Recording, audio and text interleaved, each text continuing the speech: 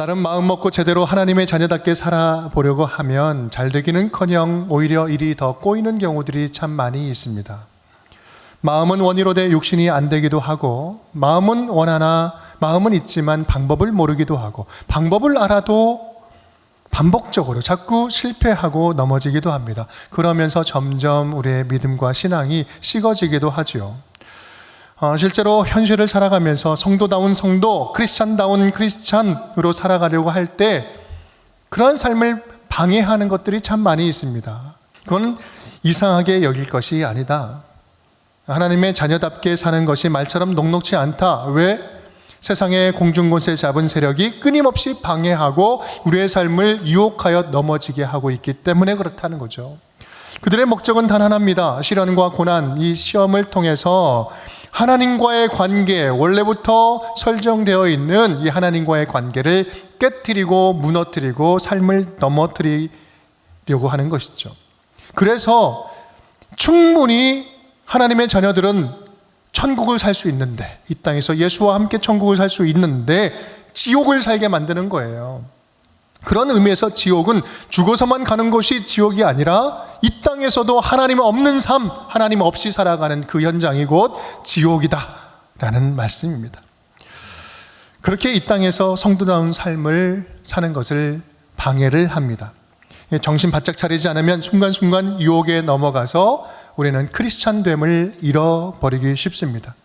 그렇게 세상 속에서 성도다운 삶을 사는데 실패하고 넘어지지 않도록 따끔하게 가르침을 주는 책이 있습니다. 그것이 바로 우리가 함께 읽은 야고보서 말씀이라는 거예요. 야고보서는 그리스도인이라고 말은 하지만 예수 그리스도의 향기가 전혀 나지 않고 순간순간 유혹에 빠져 천국을 지옥으로 살아가는 성도들을 향해서 구체적으로 어떻게 살아가는 것이 하나님의 자녀답게 살아가는지, 천국 백성처럼 살아가는지 가르침을 주고 있습니다. 그래서 앞으로 올해 상반기에는 이 야고보서 말씀을 차근차근 함께 따라 나가면서 강해 설교를 통해서 은혜를 나누고자 합니다. 시리즈 제목은 그 나라를 사는 법입니다. 그 나라를 사는 법. 야고보서를 통해서 그 나라를 사는 법을 배워가면서 성도다운 성도의 삶, 잔치의 삶이 회복되어 갔으면 좋겠습니다. 그렇다면 오늘은 그 첫 번째 시간으로 야고보서의 특징, 그 어떠한 특징을 가지고 있는지 간략하게 살펴보면서 시작하도록 하겠습니다. 우리 1장 1절 말씀 우리 함께 읽겠습니다. 하나님과 주 예수 그리스도의 종 야고보는 흩어져 있는 12지파에게 문안하노라. 아멘. 우리 1절에서는 서신서의 발신자와 수신자가 등장을 하고 있죠. 먼저 발신자가 있는데 야고보라고 이야기를 합니다. 신약에는 야고보가 4명 등장하는데 이 편지를 쓴 야고보는요, 예수님의 친동생, 동생 야고보였습니다. 이 사실에 대해서는 학자들의 이견이 없습니다. 예수님의 동생 야고보는 베드로와 함께 초대교회의 가장 중심이 되었던 영적 지도자였어요. 사도행전 15장을 보면 야고보는 예루살렘 공의회에서 초대교회에서 이방인 선교를 어떻게 할 것인지 그런 기준을 모든 유대인들에게 선포하는 아주 막중한 임무를 대표적으로 감당했던 인물이었습니다.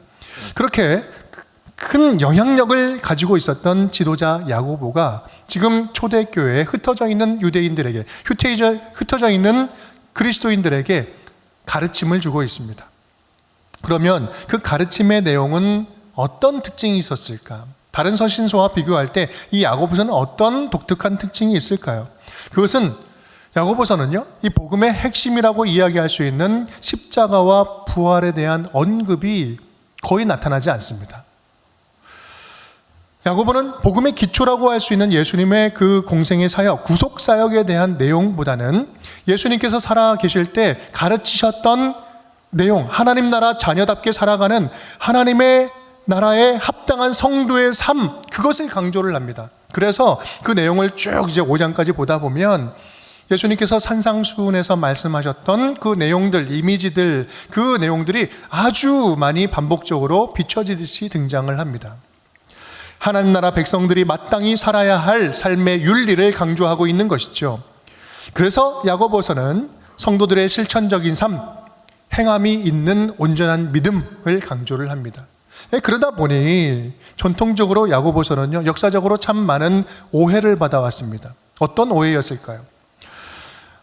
초대교회 신학의 중심이었던 사도 바울, 믿음으로 구원을 받는다, 이신칭의, 여러분 들어보셨죠? 믿음으로 구원받는다 라고 하는 이 교리에 반대되는 입장이다라고 그렇게 여기며 오해를 한 겁니다. 그래서 종교개혁자 마틴 루터도 야고보서를 서신서 중에서 제일 비중이 낮은 지푸라기 서신이다라고 표현을 하기도 했죠. 굉장히 유명한 일화이기도 합니다. 그런데 진짜 그럴까? 진짜 이 복음이 빠져있는 이신칭의와는 상관없는 그러한 복음일까? 본문의 그 구체적인 내용을 따라가다 보면, 연구하다 보면 어렵지 않게 이것은요, 기우요 명백한 오해임을 발견할 수 있습니다. 왜냐하면 세상에서 승리하는 참된 믿음은, 참된 믿음의 경건은, 성도의 삶은 소리만 요란한 텅 빈 신앙이 아니라 행함과 믿음이 함께 어우러져 있는, 함께하는 균형 잡힌 신앙, 균형 잡힌 믿음이라는 사실을 우리 야고보서는 아주 강조하고 있기 때문에 그렇습니다. 우리 1절에서 또 하나 짚고 넘어갈 부분이 있어요. 그것은 이 편지를 받고 있는 사람들이 누구냐, 수신자가 누구냐라는 문제죠. 1절에서는 그 편지를 받는 대상을 아주 흥미롭게 표현을 하고 있습니다. 흩어져 있는 12지파, 흩어져 있는 12지파라고 표현하죠. 그냥 성도들 그렇게 이야기하지 않고 12지파라고 표현했는데 왜 그렇게 했을까? 이 12이라는 숫자는 성경에서 굉장히 유명한 숫자죠. 완전수요, 또 하나님의 언약 백성을 의미하는 그런 숫자이기도 합니다. 유대인들 가운데 예수 그리스도를 메시아로 영접한 사람들, 그 사람들을 지금 흩어져 있는 12지파라고 표현을 하고 있어요. 근데 이 12지파가 지금 어떻게 돼 있다? 흩어져 있다라고 이야기하죠. 이건 무슨 말일까요? 말 그대로 세상 속에서 고난과 핍박을 받아서 세상에 흩뿌려져 있는 거예요. 디아스포라, 흩어져 있는 거죠. 한마디로 말하면 세상의 고난과 핍박, 사단의 여러 유혹들, 그 한복판에 내던져진 그리스도인, 이 세상의 유혹 가운데 노출되어 있고 그 가운데 살아가고 있는 그리스도인을 대상으로 한다라는 말씀이에요.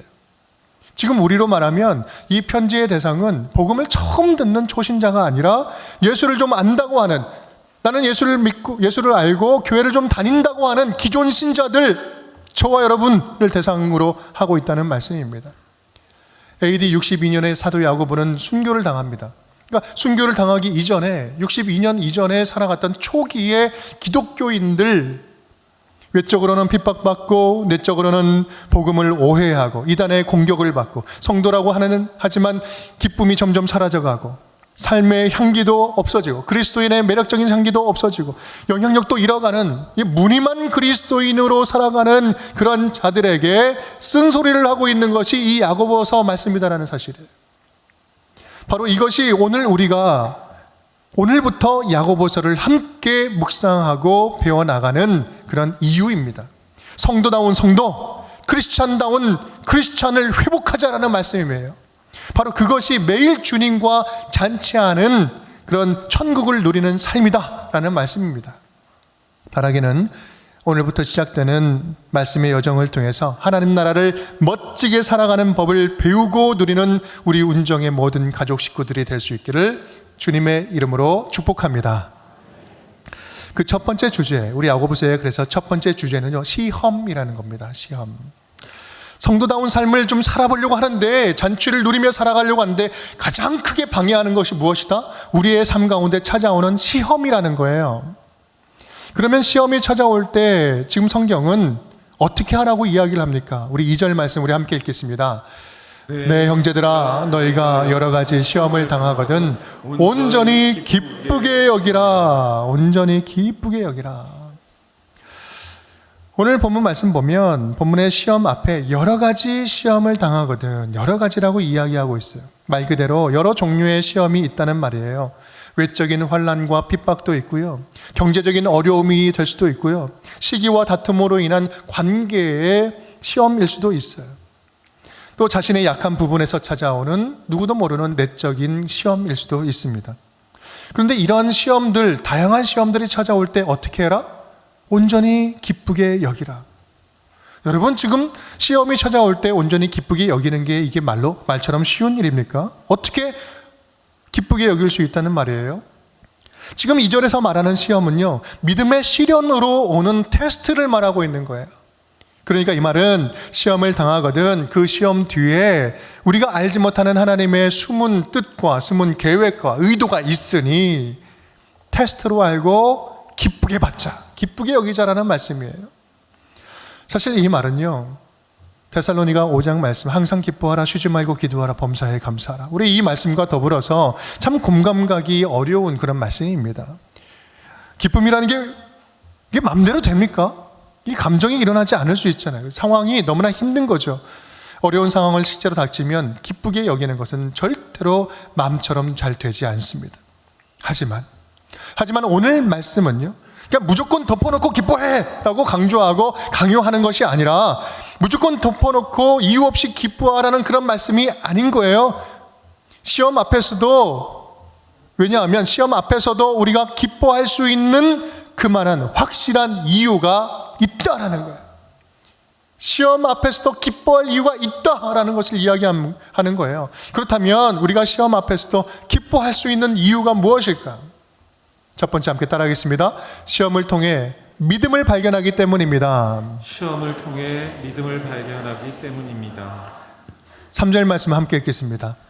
이는 너희 믿음의 시련이 인내를 만들어낸 줄 너희가 알미라. 아멘.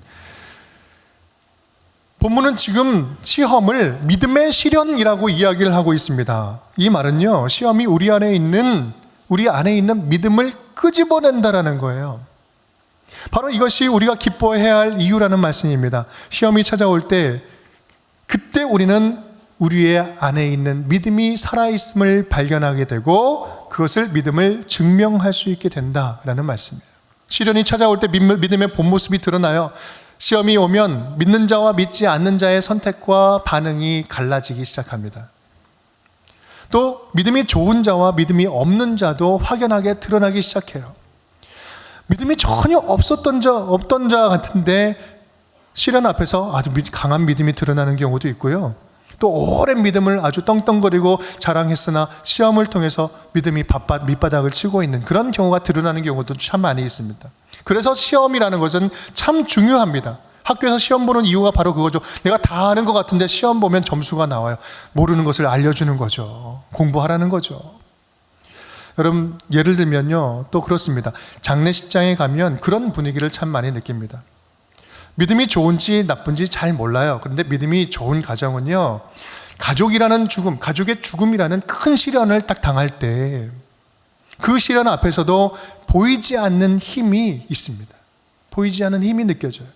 분명히 그 유가족들에게는 말할 수 없는 슬픔이 있습니다. 죽음이 갈라놓는 아픔이 있어요. 너무나 큰 고통이 있어요. 그런데요, 그것을 뛰어넘는 천국의 소망이 있어요. 그 천국에 대한 소망, 그 믿음이 그 모든 장례식장 전체를, 영적인 질서를 딱 잡고 있는 거예요. 그러니 너무나 경건합니다. 너무나 극심한 슬픔이 있음에도 더 뛰어넘는 소망이 그것을 잡고 있거든요. 그것이 보이지 않던 믿음의 힘이 보이는 순간이에요. 여러분, 그렇게 시험이 올 때 믿음이 드러나는 거예요. 어떤 이에게는 믿음 없음을 깨닫게 해서 믿음을 회복시키시고, 또 어떤 성도들에게는 인생의 밑바닥에서 다시 힘차게 믿음으로 솟아나도록 힘을 부어주시는 거예요. 무엇으로? 시련을 통해서, 시험을 통해서. 또한 그것이 한 사람에게만 국한된 것이 아니라 함께하는 그 공동체, 옆에 있는 사람들에게 감동도 주고 도전도 주고, 그러면서 함께 믿음을 성장하게 해나가는 것이죠.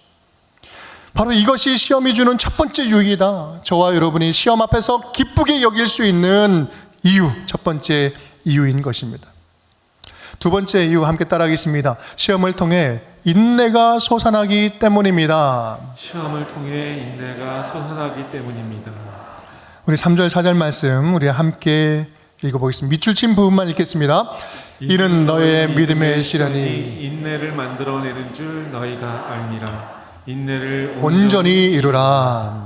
믿음의 시련이 인내를 만들어내는 줄 너희가 알미라. 인내를 온전히 이루라. 여러분, 시험이 첫 번째 우리의 믿음을 소환했다면 두 번째로는 인내를 만들어냅니다. 이 4절 말씀, 4절에 인내를 온전히 이루라 라는 이 문장만 보면 어떻게든 그냥 끝까지 참고 견뎌봐라 라는 그런 의미로 보입니다. 그런데 이것은 아주 틀린 말은 아니지만 우리는 여기에서 놓치지 말아야 할 분명한 숨겨져 있는 의미가 있는 것을 발견해야 합니다. 원문을 보면 개역 성경에는 빠져있는 단어가 있습니다. 에르곤이라는 단어인데 역사라는 거예요. 인내를 온전히 이루라. 여기에 인내의 역사를 온전히 이루도록 하십시오. 이것이 직역의 번역이에요. 인내하는 주체가 물론 사람에게도 있지만 이 문장이 더 강조하고 있는 것은 인내가 하고 있는 일, 인내의 역사를 지금 더 강조하고 있습니다. 다시 말하면 믿음의 시련이 만들어내는 그 인내가 나를 더 온전하게 만들어간다라는 말씀이에요. 성경의 그 킹 제임스 버전이나 NIV를 보면 더 정확하게 표현하고 있습니다. 이렇게 표현하고 있어요. 인내로 하여금 그 일을 끝내도록 하라. 인내로 하여금 그 일을 끝내도록 해라. 밑줄 짚으면 함께 읽어볼까요? 나에게 주어진 인내가 내 안에서 온전히 일을 끝마치게 하라. 여러분, 이건 좀 뉘앙스가 달라요. 내가 막 끝까지 어떻게든 참고 견디면서 인내해라라는 거와는 조금 뉘앙스가 다릅니다. 여러분, 이 말은요, 시험 당할 때 너는 무조건 그냥 꾹꾹 눌러 참아라 라는 이런 단선적인 의미가 아니라 환난과 시련을 통해 생기는 인내가 너를 연단하여 온전하게 다듬어 갈 테니 너는 내게 주어진 그 인내를 네 안에서 끝까지 완성되게 하라. 네가 인내를 만드는 것이 아니라 인내가 너를 만들어낼 것이다. 인내가 너를 온전케 할 것이다. 바울은 이런 똑같은 의미를 이렇게 표현을 하고 있습니다. 로마서 5장 말씀 우리 함께 읽겠습니다.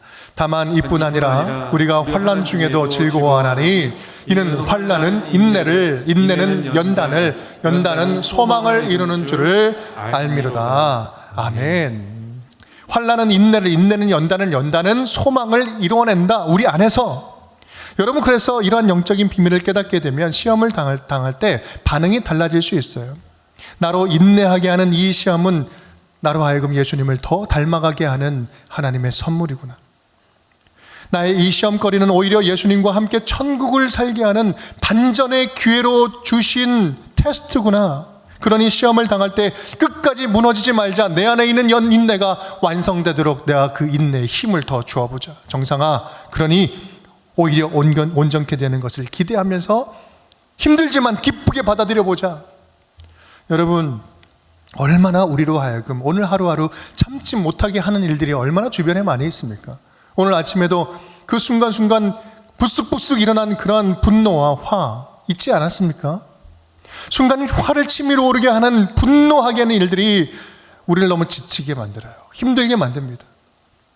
또 분노하지 않아도 될 일들인데 자꾸 상처를 받다 보니 이 분노 조절이 안 돼서 실수하는 경우도 얼마나 많습니까? 혹시 지금도 그런 후회를 하고 계신 분은 있지는 않습니까? 여러분, 저와 여러분의 인내심에는요 분명히 한계가 있습니다. 좀 빠른 사람이 있고 좀 늦은 사람이 있고 좀 뭐 그런 정도의 차이는 있을 수 있어요. 하지만 우리는 인내심의 한계가 오면 모두가 다 폭발합니다. 하지만 내 삶의 주인이신 예수님이 내게 주신 주님의 인내, 예수님의 인내는 끝이 없어요. 한이 없습니다. 여러분, 이 사실에 대해서 사도 바울도 분명하게 인정하고 인식했어요. 그래서 디모데전서 1장 말씀 보면 이렇게 표현합니다. 내가 죄인 중에 내가 괴순이라. 그런데 내가 긍휼을 입은 까닭은 예수 그리스도께서 내게 먼저 일체 오래 참으심을 보이사. 나는 죄인 중에 괴수입니다. 나는 결코 구원받지 못할 그러한 정말 괴수 중에 괴수입니다. 그런데 예수님이 나를 구원해 주려고, 나를 써주시려고, 나를 다시 회복시키려고 오래 참으셨다는 거예요. 일체 오래 참으시고 인내하시고 기다려주시고 꾹꾹 참아주심으로 내가 비로소 구원받을 수 있었습니다. 예수님이 그렇게 인내하신 것은 나로 하여금 본보기로 보여주셨습니다. 예수님은 저와 여러분을 얻기 위해서 그렇게 오래 참으셨어요. 여러분이 이 자리까지 오기까지 얼마나 주님이 기다리신지 아세요? 얼마나 참고 기다리신지 아세요? 그렇게 무시당하면서, 그렇게 외면당하면서 기다려줘서 여러분의 믿음의 문이 열려 지금 여기까지 온 거 아니겠습니까? 그것이 예수님 안에 있는 인내인 것입니다. 그렇다면 예수님 안에 있는 인내가 그렇게 끝이 없는 인내라면 우리 안에 예수께서 살아계신다면 바로 우리 안에도 예수님의 인내가 있다라는 말씀이에요.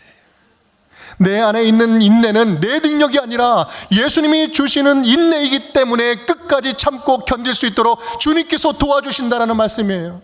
주님의 인내로 승리할 수 있다는 말씀입니다.